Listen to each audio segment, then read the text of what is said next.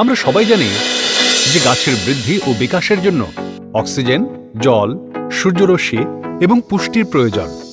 কিন্তু আমরা কি এটা জানি যে এই বৃদ্ধি প্রক্রিয়ার সঠিক ব্যবস্থাপনার জন্য কিছু গাছের কিছু বিশেষ রাসায়নিক পদার্থের প্রয়োজন হয়, যা গাছের বৃদ্ধি নিয়ন্ত্রক হিসেবে পরিচিত, এবং সেগুলি প্রাকৃতিক রূপে গাছের দ্বারাই উৎপাদিত হয়। এগুলোকে ফাইটোহরমোন, গাছ বৃদ্ধির পদার্থ বা গাছ বৃদ্ধির হরমোন হিসেবেও বর্ণনা করা হয়। রামসাইডস ক্রপ সায়েন্সের অল-ইন টপ প্লাস হল এমন একটি প্রোডাক্ট যা বিভিন্ন কৃষি বিশ্ববিদ্যালয়ের দ্বারা পরীক্ষিত ও সার্টিফিকেশনের পর একটি উদ্ভাবনী গাছ বৃদ্ধি নিয়ন্ত্রকের মর্যাদা পেয়েছে। অল-ইন টপ প্লাস মূল বৈশিষ্ট্য: অল-ইন টপ প্লাস গাছের সালোক সংশ্লেষ গতিবিধি বাড়ায় এবং গাছের জোরদার বৃদ্ধি করে। অল-ইন টপ প্লাস বৃদ্ধি টিস্যুগুলির বিকাশ বাড়ায়। অল-ইন টপ প্লাস গাছের বৃদ্ধি উদ্দীপিত করে এবং শিকড়গুলিকে শক্তিশালী করে তোলে। অল-ইন টপ প্লাস গাছকে অক্সিন,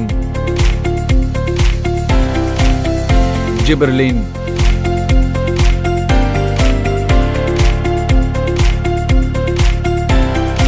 এবং সাইটোকাইনিন যেমন বৃদ্ধিকারক এনজাইম তৈরি করতে উদ্দীপিত করে।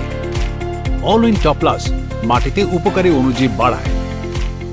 অল-ইন টপ প্লাস লাভ গাছকে খরা, অতিবৃষ্টি এবং জল জমা হয়ে থাকার মতো প্রতিকূল পরিস্থিতি সহ্য করার শক্তি প্রদান করে।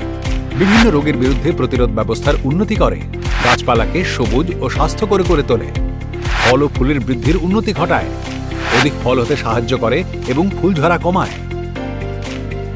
সুপারিশ: অল-ইন টপ প্লাস ফোলিয়ার অর্থাৎ পাতায় স্প্রের জন্য উপযুক্ত।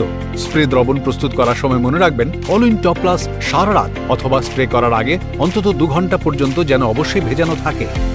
প্রয়োগের সময়: অল-ইন টপ প্লাসের প্রথম স্প্রে ফসলের প্রাথমিক পর্যায়ে বৃদ্ধির জন্য বপনের প্রায় 20-25 দিন পর করুন।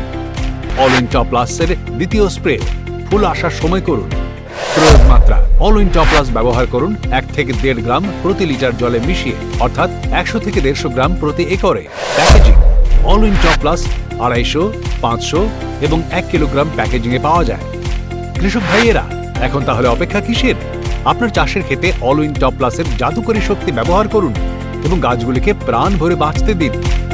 রামসাইডস ক্রপ সায়েন্সের অল-ইন টপ প্লাস ফসল বৃদ্ধি এবং প্রজনন ব্যবস্থাপনার চাবিকাঠি।